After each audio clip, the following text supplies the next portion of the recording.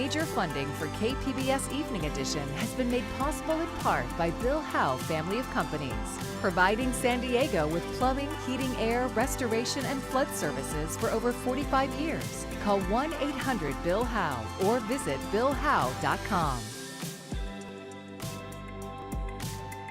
And by the Conrad Prebys Foundation, Darlene Marcos Shiley, and by the following.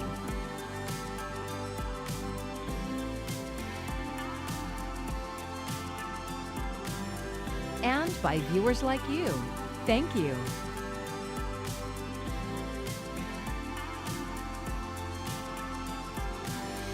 Good evening and thank you for joining us. I'm Maya Trabulsi. Fire crews have stopped the forward progress of a fast-moving wildfire in rural southeastern San Diego County, but most evacuations are still in place. KPBS reporter Jacob Ayer says the fire broke out in the Boulevard community yesterday afternoon and then jumped Interstate 8. Along the rocky hills and long open roads heading east towards Imperial County, hot and dry conditions helped fuel the Thorn fire. It spread quickly on Wednesday afternoon, prompting a large emergency response. We got multiple reports of a fire around just past 3:30 to our command center. There it was determined some of the reports of the people were reporting of a possible trailer or a home or a vehicle on fire. That fire did extend into the vegetation. Oscar Sotelo is a CAL FIRE San Diego captain. He says the fire has burned over 1,200 acres and is 10% contained, with forward progress stopped. He says it began in the community of Boulevard and jumped Interstate 8, causing lane closures that have been partially lifted. Sotelo says firefighters will continue to mop up and strengthen containment lines over the next couple days. We have over 600 firefighters here on scene from throughout the region, spread out to tactfully put those hot spots out that might encroach those containment lines. Emergency crews are staged at Golden Acorn Casino as an incident command base. The casino is also where a temporary evacuation point is set up. Cindy McGrath is supervising evacuation efforts on site for the Red Cross. She said 3 people have officially checked in, and others were staying in RVs and cars in the parking lot. We went out and knocked on windows, and this morning there was 6 people, and they wanted to stay out there because they had pets. But what they didn't understand is we accept pets now at all our shelters. 65-year-old Cheryl Delosier was one of those evacuees in her vehicle. She spoke to KPBS but didn't want to be on camera. Delosier says she evacuated around 9:45 this morning. She's worried about her home and anxious to get back to her dog, who's still at the house. I had an appointment this morning and I came out and I saw that there were fire vehicles and stuff all around, but I went ahead and went to my appointment and they waved me through to go. And after my appointment, I came back and the road's closed and they won't let me in. And my dog is there, so I want to get back to my dog. Sotelo says so far there are no reported injuries or structure damage. The cause of the fire is still under investigation. The San Diego County Air Pollution Control District issued a smoke advisory for areas around Boulevard. Residents in those areas are advised to limit outdoor activity due to air quality. Jacob Ayer, KPBS News. Temperatures overnight a bit warmer than we've been the last couple of nights, into the low 70s.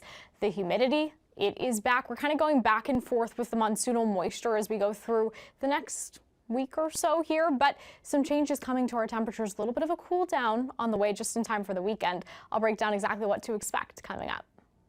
San Diego leaders say any renewal of the U.S.-Mexico-Canada agreement must include solutions to the Tijuana River sewage crisis. KPBS environment reporter Tammy Murga says their demand today in Otay Mesa comes in response to President Trump's refusal to renew the trade deal. Been a community-led effort. San Diego leaders say Trump's decision has created an opportunity for the U.S. to strengthen the USMCA. No loopholes, no vague commitments, no more deferring responsibility while communities suffer. Trade agreements shape our economic future, but they must also protect the people who live within that future. San Diego County Supervisor Paloma Aguirre represents District 1. The people who live there experience symptoms and lose beach access when sewage pipelines fail in Mexico.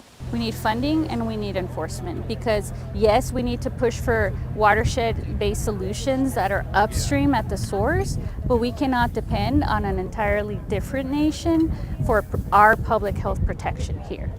The Trump administration already has an agreement with Mexico that promises to end cross-border pollution. It's called Minute 333, and it lays out infrastructure projects each country must fix and pay for.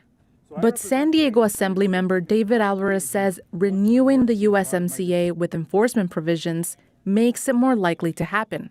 As Tijuana continues to grow, as you see growth in the region just generally, those flows can become larger over the course of time, and therefore the current solution doesn't become a real solution. It becomes a temporary solution. Officials say the trade deal must also have a system to investigate environmental violations and penalties whenever infrastructure fails. U.S. and Mexican officials are slated to continue negotiations next week in Mexico City. Tammy Murga, KPBS News. A new statewide poll shows bipartisan opposition to data centers. The Public Policy Institute of California questioned more than 1,500 people.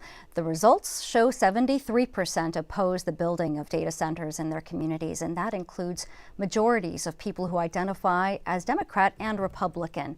KPBS has covered the pushback to a data center proposed for Imperial Valley. You can find those stories at kpbs.org.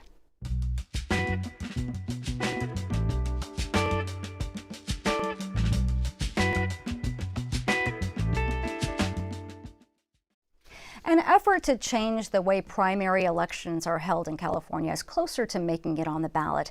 Public Matters reporter Jake Gatta spoke with local political leaders about the potential change.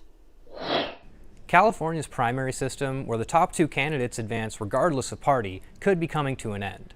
Secretary of State Shirley Weber recently announced that proponents of a new ballot initiative aiming to end the top two primary can begin collecting signatures. If successful, the campaign would allow parties to host their own primaries once more. It'll need more than 800,000 signatures to qualify for the ballot in 2028. Then, if voters approve, it would take effect in 2030. Opponents have already started to emerge with concerns the repeal could result in primaries closed to independent voters. But local party leaders from both sides of the aisle support this change. At the end of the day, here's the deal. Whether you're a Republican, a Democrat, or an independent, you deserve a real choice in November. That's what this is about. So let's enable choice. Cole Marting is executive director of the San Diego Young Republicans. He said the top two system has been bad for democracy. And Will Rodriguez Kennedy, chair of the San Diego County Democratic Party, agrees the system isn't working for either party. And in some cases, it's led to a situation where a party gets shut out. And in California, that's just not fair. I mean, whether it's the Republicans or the Democrats, when that happens, an entire party is disenfranchised, and we have not seen a single member of the other parties advance in this system. Political consultant Stephen Mavilio, who's the proponent of the initiative, also said the top two process limited voters' choices. We've had this failed experiment now for a better part of a decade, and what we've seen is really reduced voter choice in November. In many races, we're going to be choosing between two candidates of the same party. Statewide constitutional offices, congressional races, legislative, and that doesn't give voters the encouragement to go to the polls because there's no one that can reflect their values and their party. If Mavilio is successful and voters approve it in 2028, California's experiment with the top two primary system would come to an end. Jake Gatta, KPBS News.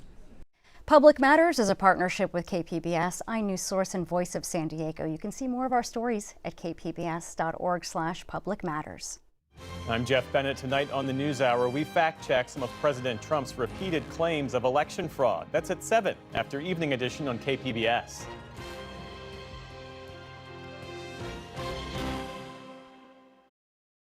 It's still unclear what's causing a large multi-state outbreak of a gastrointestinal illness in the U.S. Public health officials are interviewing people who have been infected with the parasite to determine what foods they ate before symptoms started. But there's growing concern over the substantial rise in cases since the start of May. Mandy Gaither has a glimpse inside one of the testing labs on the front lines of the Cyclospora outbreak.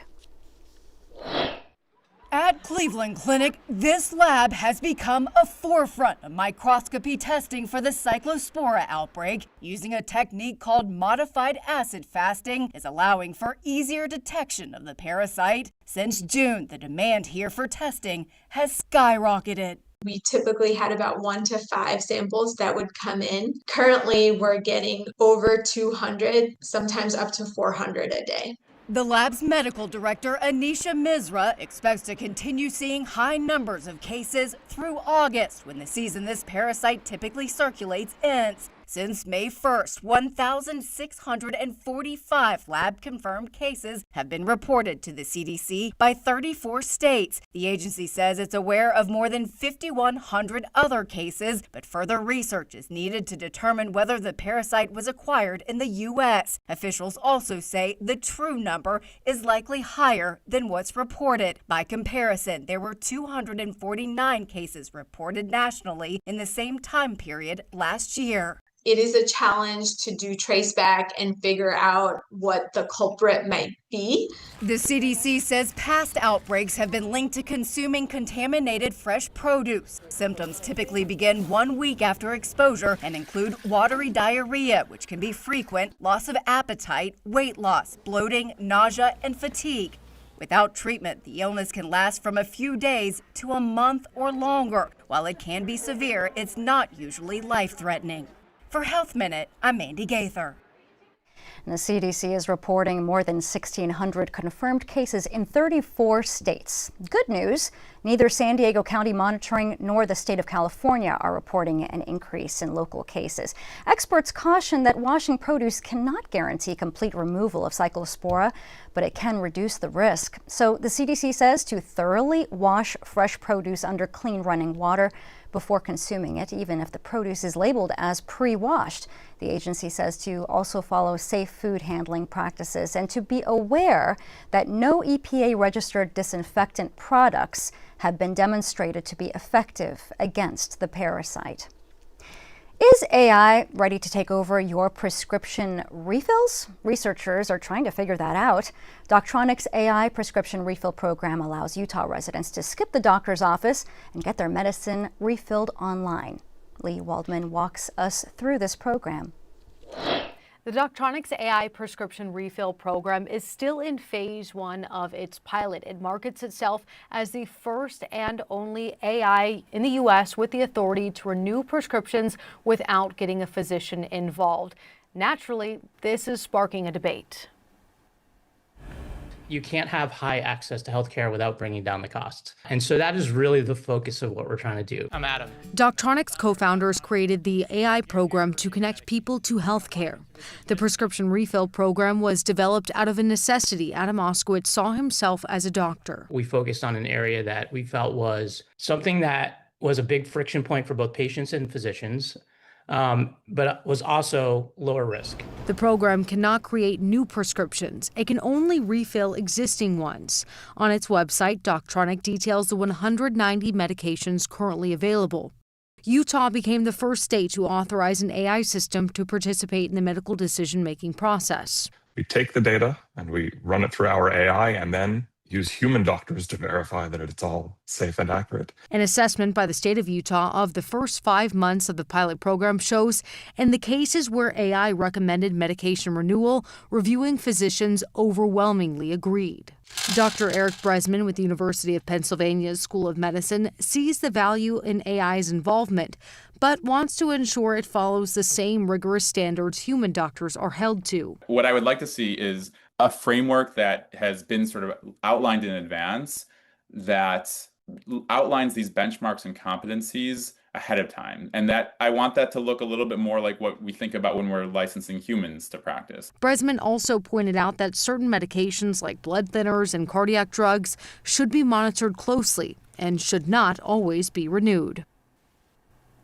During phase 1 of this pilot program, every prescription renewal is reviewed by a human licensed medical practitioner. Doctronics expects to transition to fully automatic refills as this program progresses. In New York, I'm Lee Waldman. Most people know about secondhand smoke, but a new San Diego State University study is looking at another form of exposure that can linger long after the cigarette is gone. KPBS health reporter Heidi DeMarco explains how researchers are measuring this hidden indoor pollutant. You can't see it, you may not smell it, but scientists say if someone smoked inside a home, even years ago, the chemicals may still be there. When people smoke tobacco or vape, they leave behind a chemical residue. They attach themselves to surfaces, to clothes, to upholstery, to carpets, to walls. It's called third-hand smoke, the toxic residue left behind after the smoke itself has cleared. If someone has smoked in a home for 5-10 years and for a generation, tobacco smoke has literally penetrated each and every square inch of that home. Unlike secondhand smoke, exposure to third-hand smoke does not only occur through inhalation. Third-hand smoke exposure can also take place through the skin. Georg Matt is director of the Center for Tobacco and the Environment at SDSU. His team analyzed more than 3,000 surface samples to create what he says is the first way to measure how much third-hand smoke is left behind. In one of our studies, we looked at more than 200 apartments in San Diego County, and we could measure tobacco smoke residue in each and every one of them. The new scale isn't a do-it-yourself test for homeowners or renters. Instead, it gives environmental testing professionals and property managers a common way to assess contamination and determine if a full gut remodel is needed. That chemical residue, just like after a house fire, has penetrated into these receptive surfaces and materials, and there is no washing and cleaning that can get rid of it. Dr. Anuja Vyas is a pulmonologist at Sharp Memorial Hospital. She says many people have never heard of third-hand smoke. The best analogy for third-hand smoke is that it's like glitter. Once it's out there, it's everywhere. She says children, older adults, and people with lung disease are among the most at risk. You may notice that if I live with somebody who smokes outside and I'm getting headaches all the time, I'm just not noticing a clear trigger, but it's still something that's there. And the only way you'll see a difference sometimes for our patients is if they move. A new California law requires sellers to disclose third-hand smoke contamination during residential real estate transactions. Heidi DeMarco, KPBS News.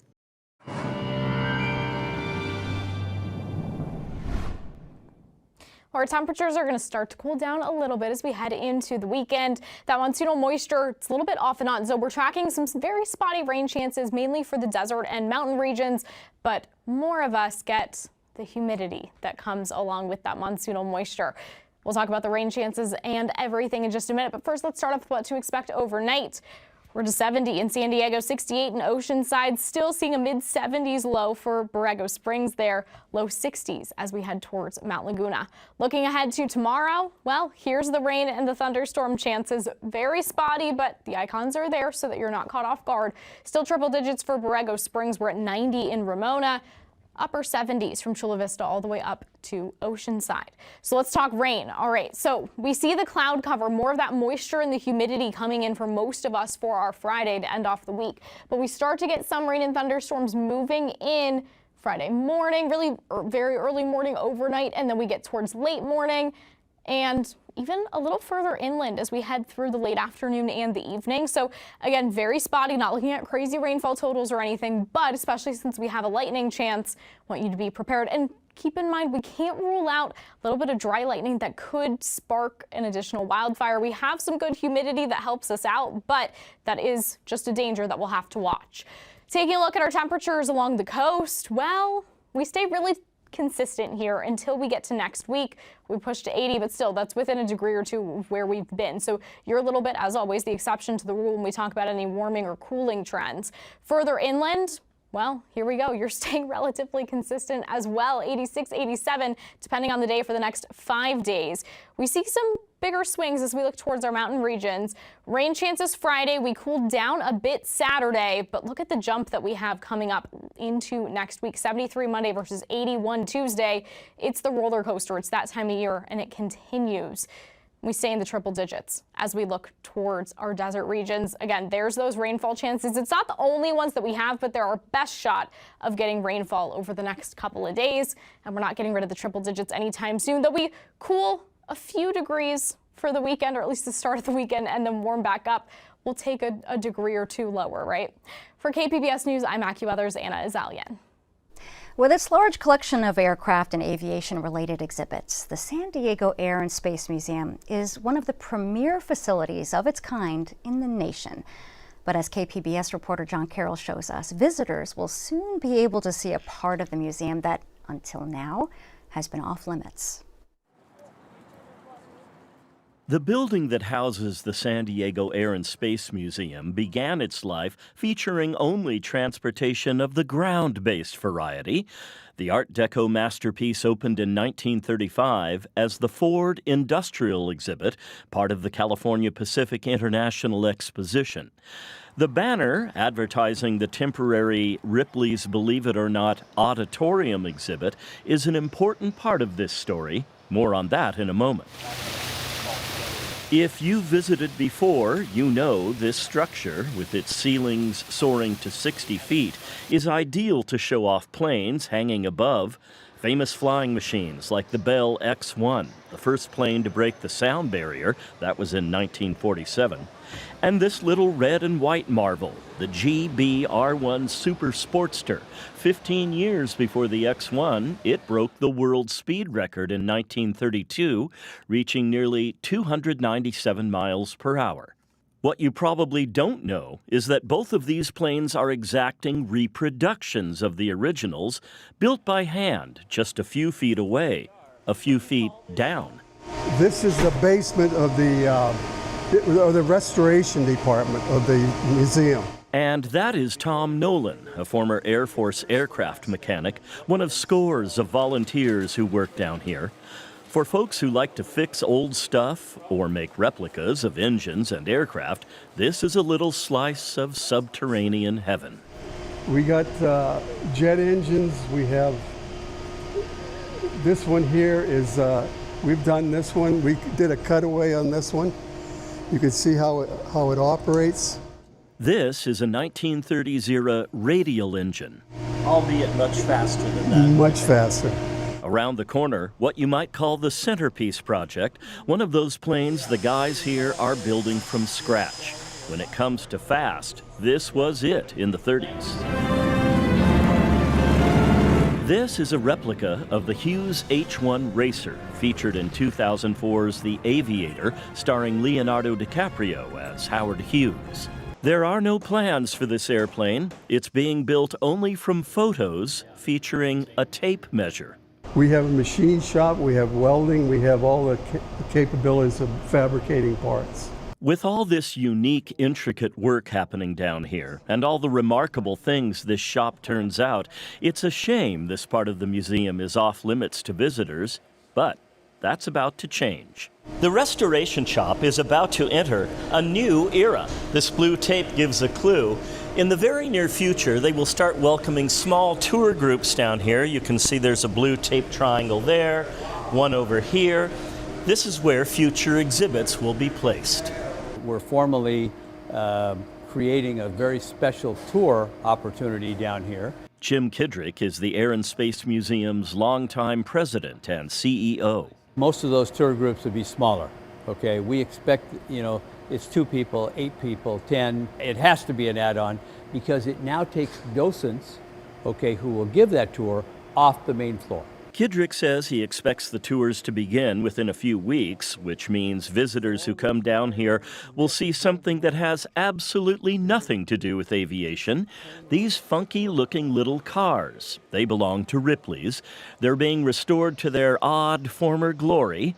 Fun fact, Nolan says they were manufactured in the late 60s on the British Isle of Man. Just pulling this stuff apart, it's so rusted that, we're using heat and hydraulics and everything to pull it apart. So once we get it apart, then we can get everything restored. Ripley's knew this shop was the perfect place to restore these cars, and that brings us to the genesis of this story. This one-of-a-kind contraption, a hard-to-describe collection of what Wizard of Oz fans might lovingly call colliginous junk. This sign, made decades ago for Ripley's, had stopped working. Ripley's knew of the restoration shop and asked if they could fix it. They not only restored it to its original glory, complete with this steel ball, they also added all new switches and electronics. Word is, Ripley's was quite pleased, so much so that Kidrick says they gave the museum a discount on the price of hosting this exhibition. With all the attention paid here to restoring and building aviation history, Kidrick has also focused on the future. This bus goes out every week to schools, getting kids interested in the future of aviation and space travel. We can't believe that there was only one greatest generation.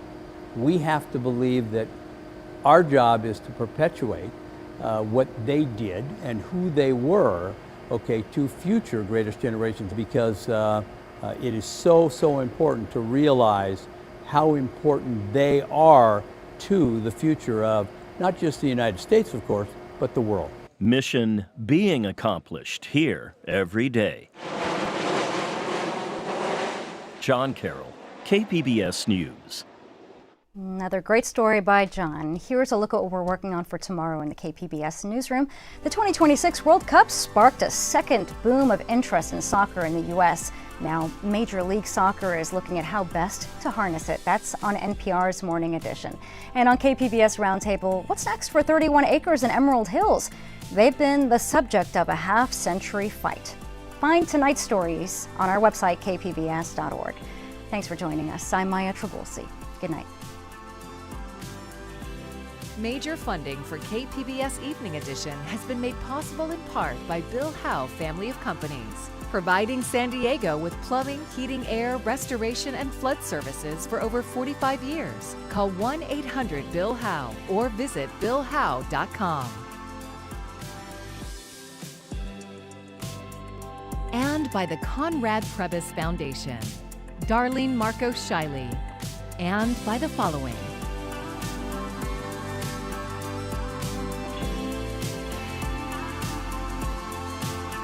And by viewers like you.